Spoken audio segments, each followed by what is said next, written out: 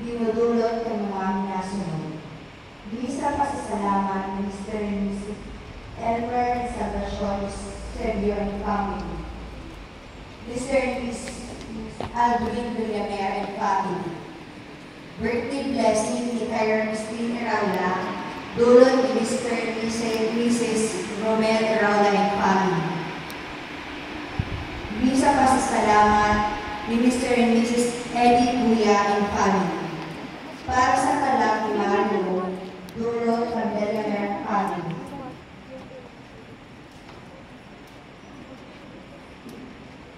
Yara o Ipanguyan sa Sabado Santo o ang Vigilia Pascual sa Banal na Bangin. Tema, si Kristo ang sakong ilaw. Ang bangin iyon pinakaurong sa gabos na bangin ng taon. Bulita si Silvernato ang pinakamahalagang pangyayari sa istorya ng kaligtasan ng tao. Kung ang bangin pinagkaliwang Diyos, ang tao palagos na magbuhay sa katiluan ng kasalan bilang mga kaliwan ng Diyos. Ang Vigilia Pascual ang sentro sa pagkabuhay-liwan ng Kristo.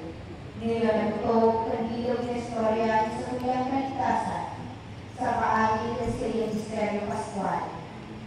Sa pag-ibig, babaguhon ang dalagan ng istorya ng pinakbag sa paglaog sa bagong paglalang ng Diyos.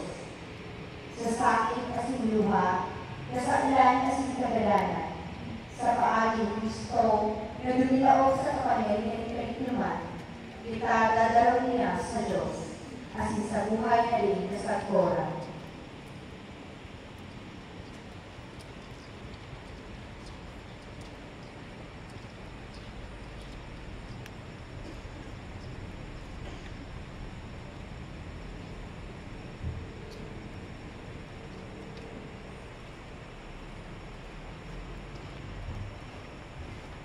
Nangungutan kumatukan sa urong kabanal na pangkikili at sa tuwang kagurangan Yesu Kristo nagbalyo hari sa kadalanan pasilig sa buhay ang simbahan nag-aalok sa mga aki niyang nakawarat sa kinaban na magdiripon sa pagpuka asin pagpamigpig.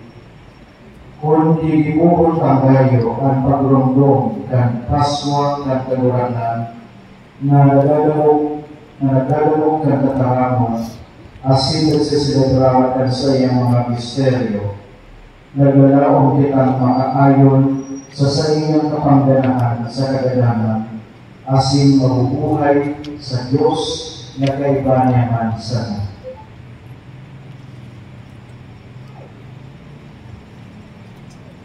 Mamimili kita.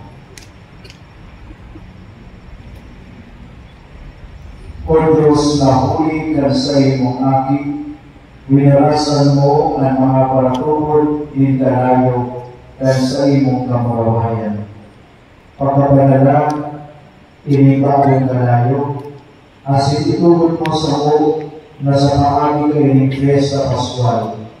Maglaad kami kayo sa mga langit na pagmauro, tananin sa matinig na isip